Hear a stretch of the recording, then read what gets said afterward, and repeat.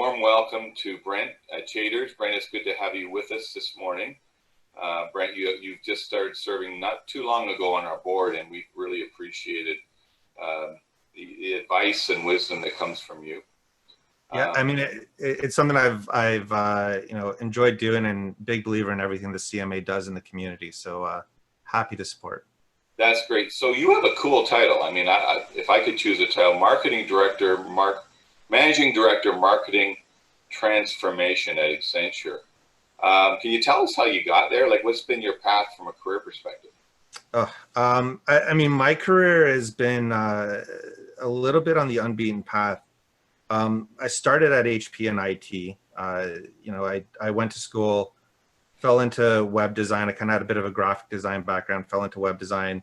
They weren't really sure where to put the web guys back then, so they kind of stuck us in IT, and then realized it wasn't a fit and moved over into marketing from there. And my career just kind of evolved where it was always a digital guy first, but then as I got involved in a lot of consumer marketing, how does TV work? How does radio work? How does print work, right? And just kind of built on that foundation. And you're here. That's great. That's terrific. I'm here.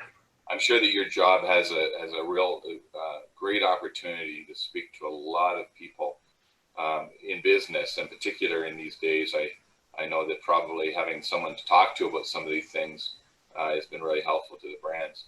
I want to talk about the crisis that we entered into. It's kind of a unique crisis. My generation, of course, had its real crisis around 9/11. My parents probably around JFK being shot. Everyone could tell a personal story about where they were when that crisis occurred. What about this COVID-19? It's different, isn't it?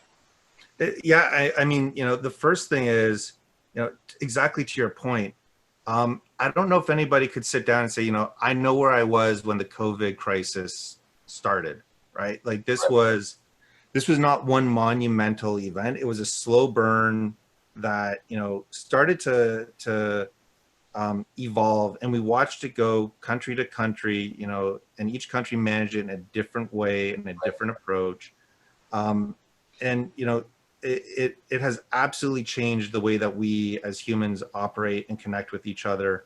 It's driven transformation at a more accelerated rate, probably even than the Y2K issues did back in the day.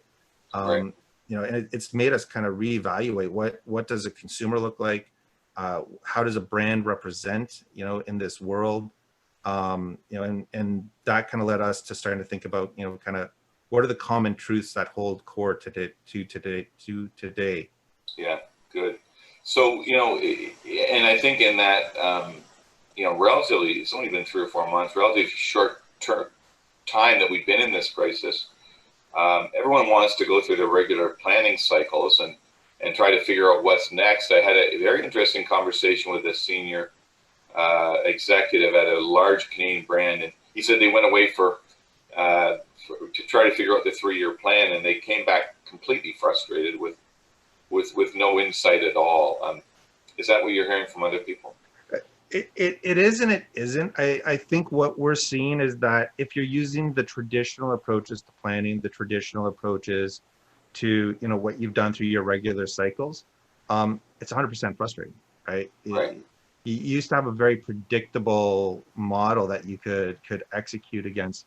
And one of the things that we're seeing more of a rise in is conversations about agile. So how do I respond quickly to things? How do I adapt quickly to things? And it means that your planning cycles, they can still be long-term in vision.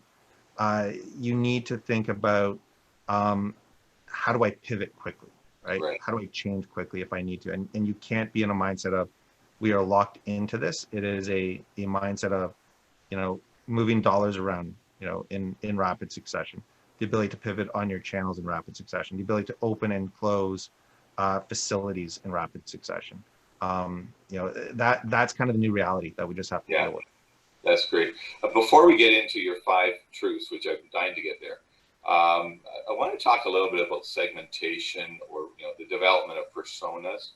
have you found that, as Accenture found that in reevaluating this, shocked world that we're in, are there personas that are emerging that marketers should pay attention to? So I mean, what we see is there's, call it personas, call it behavioral drivers. There's a core set of, four segments that we've seen. The first one would be what we call on the edge. It's about 15%. These are the people that are, just completely stressed out about everything. They don't want to go back to normal. They don't trust what's happening outside. They effectively have kind of shut themselves, off from the rest of the world. And they will not go out until there is 100% confidence that this is over.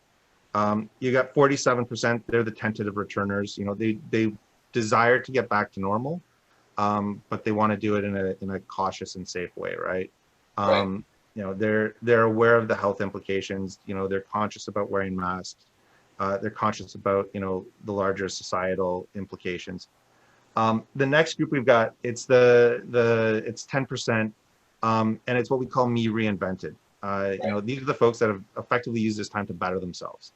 They've gone out, they've learned how to cook.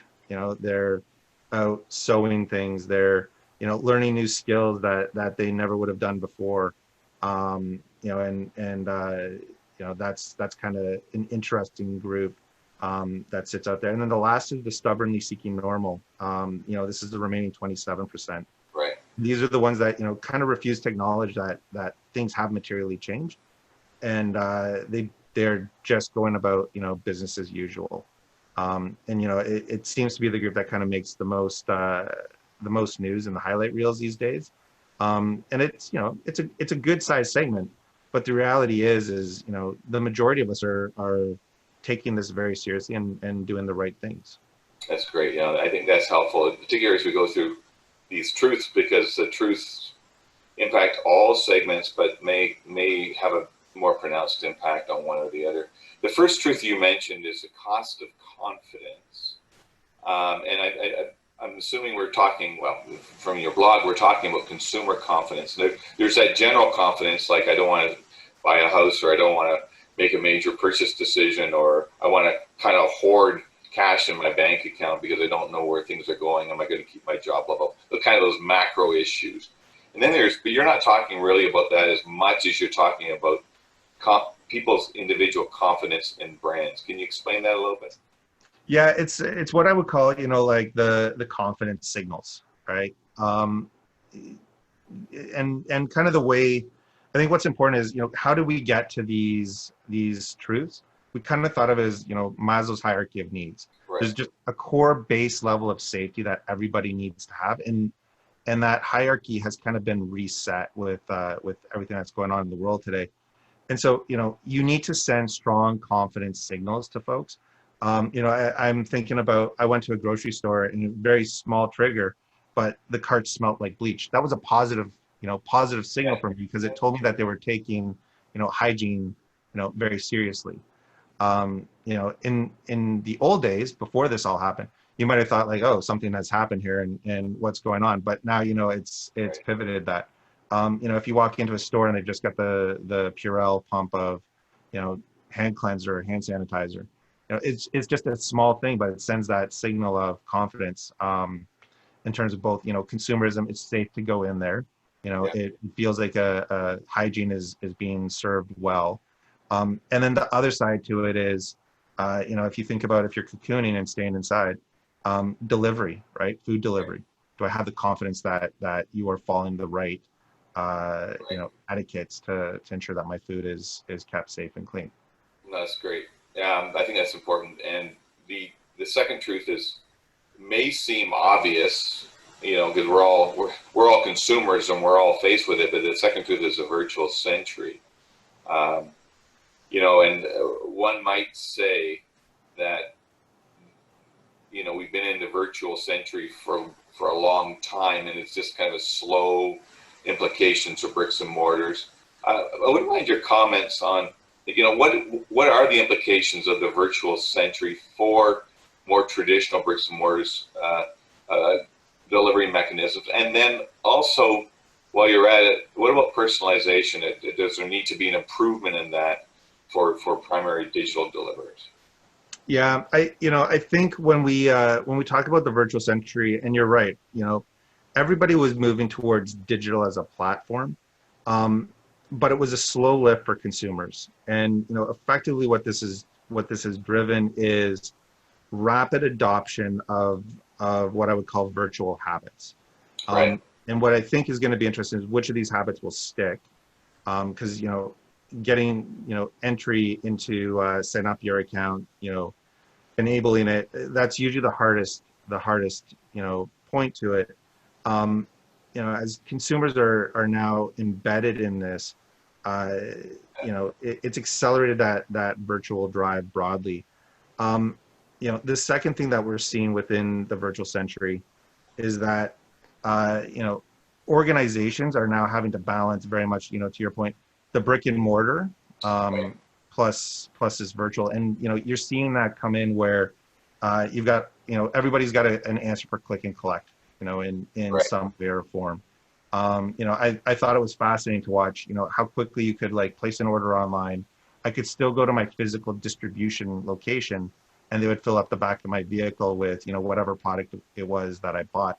Um, Sounds like a very simple experience. That has a very complicated, implication on supply chain in the back end, right? Like you don't just set that type of stuff up, you know, overnight in most cases, and yet here we are, where in rapid succession we've done that. The other one too that I think is interesting is we've seen the virtualization of a lot of call centers, Right. and that in and of itself, I think a lot of businesses are going to go back and reevaluate what is the benefit of the real estate that I had, and does it make sense to continue to have this virtualized call center?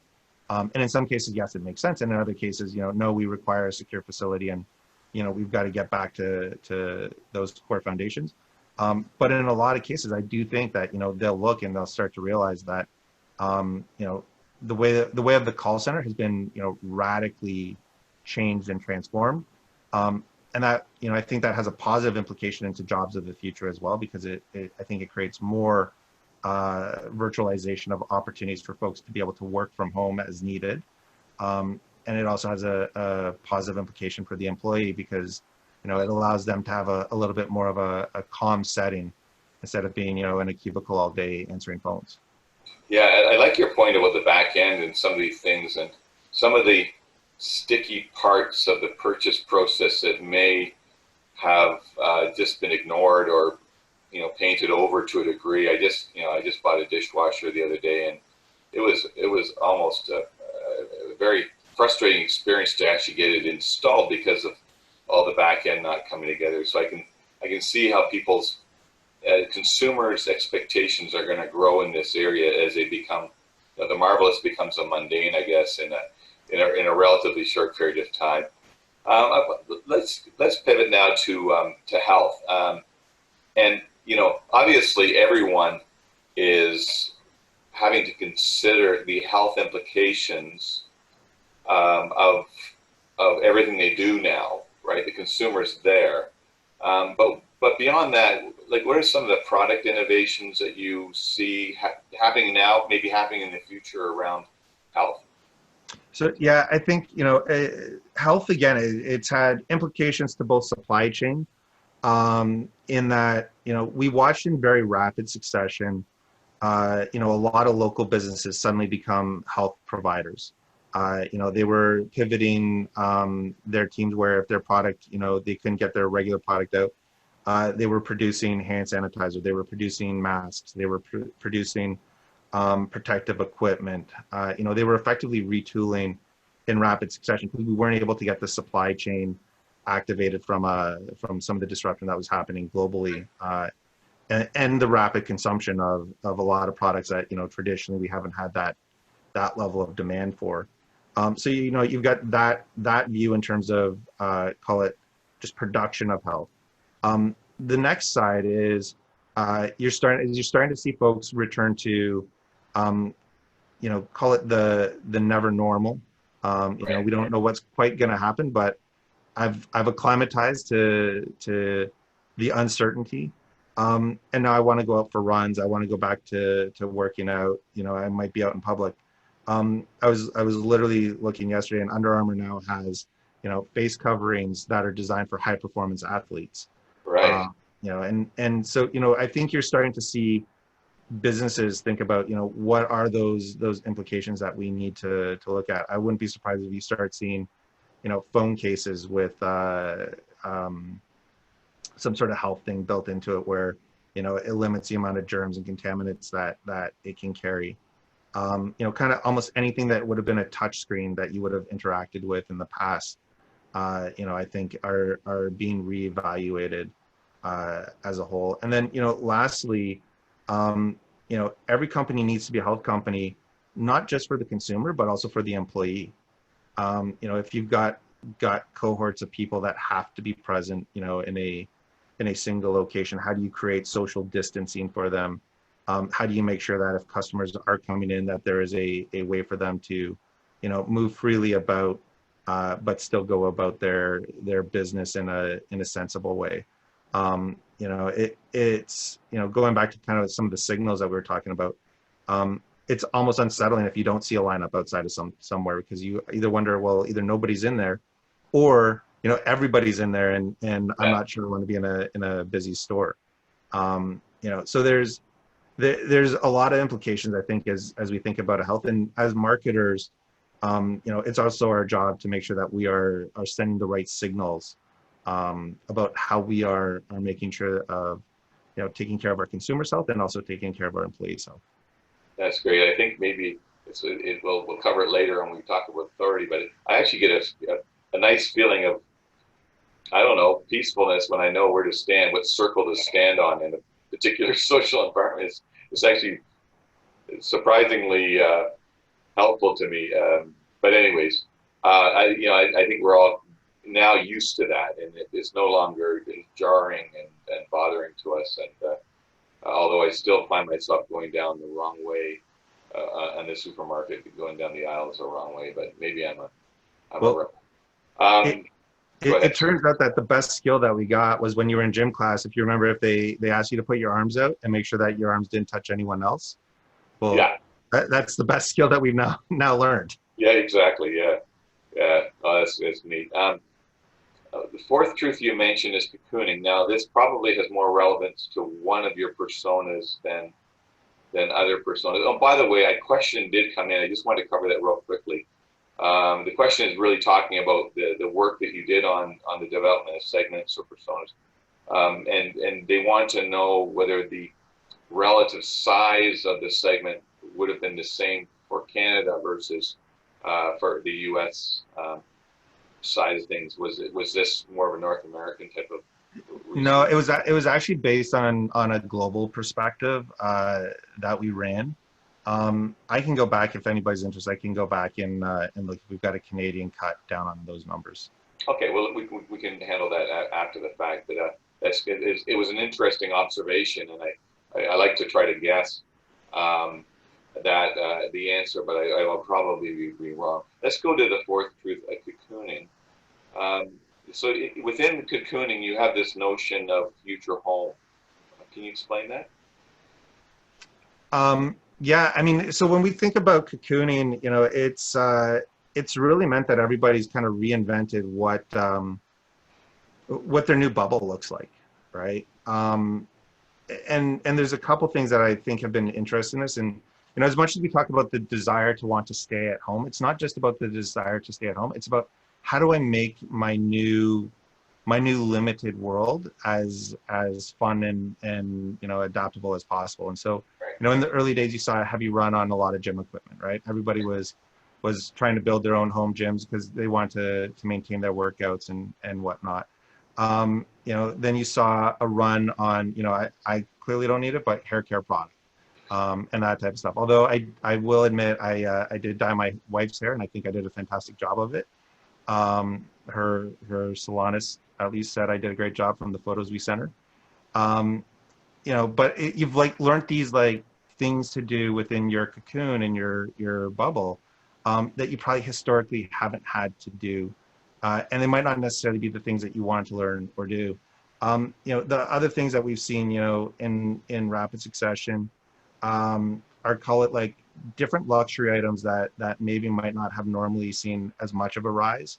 Right. So you're seeing an increase in folks buying ATVs and those sorts of products when, if they've got a cottage and you're not going to go on a trip this year, so you're investing into that.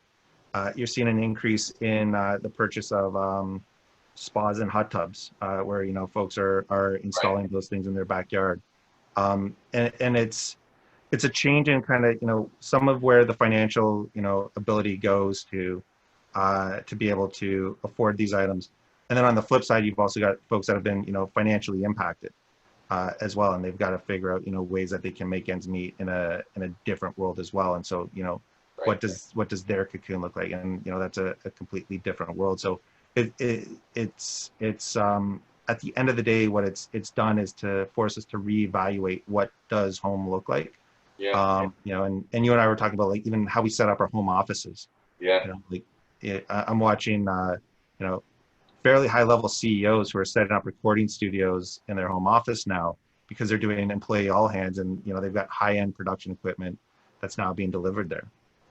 Yeah, I'm afraid mine still is an old lamp on top of a very large paint can, but we'll move with the crowd as we go forward. There's another question. I'm actually going to go back a little bit to the topic on health, and I'm sorry for doing this, but I do really want to make sure that we're answering the questions as they come in. And I think it's a good question. Like, combining the two trends of virtual century and the need to show healthfulness as a brand, are there best demonstrated practices coming out that would help to let people know online that you're a healthful brand, or is there anything that you found on that? So, yeah, I think there's a couple things that we're starting to see happen out there, and some of them, probably were not originally designed or intended for that. But we are starting to see things like, Google reviews for local businesses, where you're actually seeing in there, folks are calling out, their awareness of, are people wearing gloves? Do I feel like there's social distancing happening? Am I seeing the right signals and cues? So there's a little bit of that type of research that's happening, broadly. And then, the other is what I would call the overtly and the subvertly. So overtly, calling out what you are doing and how you are doing it. So you go to some websites now, and they will specifically call out, we are these are our practices. This is our expectation. Before masks were mandated in some of the cities, they were saying, if you want to shop here, you better come with a mask, Right. or we'll provide one to you.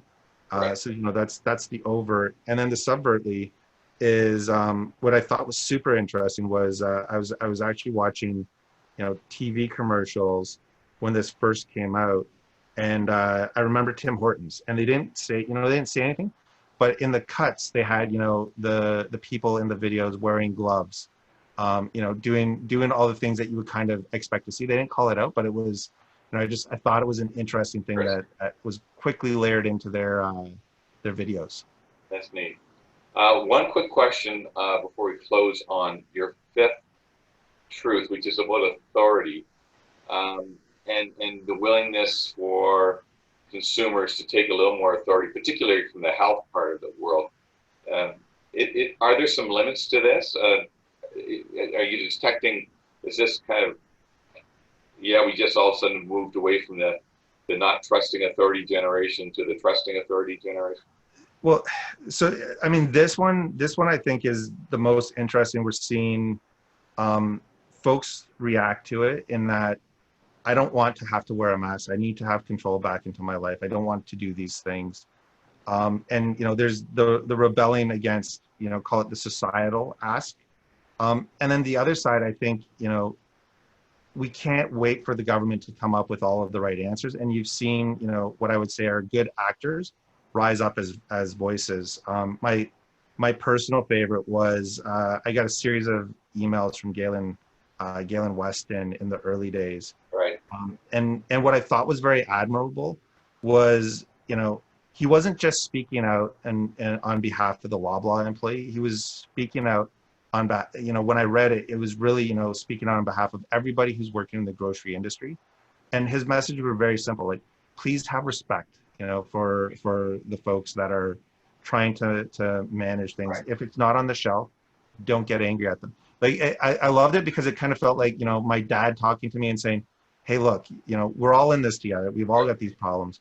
And it was just a way to be a voice for everything that was happening out there. So I do think that there are new types of authority, that we need to have that voice and listen to, and think about. And it's up to businesses to establish what is relevant for them. Right. Cool. That's great. Closing it off, you kind of just mentioned that notion of listening. Um, I think that's super important, particularly given that our lives have now changed, and instead of us going into the world, to the degree that we're connected, the world comes into our homes. Any final thoughts on just the importance of listening as it relates to, even some of the other aspects that we're facing, some positive societal upheavals around Black Lives Matter and some of these other trending issues that we're coming to? Like, what are some best demonstrated practices around just that whole notion of paying attention and listening? Yeah, I think we've got to remember, like, we haven't lost community. Community itself has changed, but we still need to have our communities. It's still important to be able to go out and listen to others. And I think, um, a concern that I personally have is, as we've kind of, segmented ourselves off, let's not forget that there are others out there, and we each have different things that are impacting our lives in different ways. Some of us have been able to go through this, kind of unchanged. Others have had, effectively significant, implications, either financially, to their own personal well-being. Yes. They're not living with others. They're living on their own. Things like Black Lives Matter. It's just as important now to be thinking about, those voices. There's just so much that I think we have to remember, that there is still a community out there, and it is imperative that we continue to have dialogues, broadly. Well, and this is part of that dialogue right here today. So I really appreciate your time, Brent, and your the conversation was great. Looking forward to chatting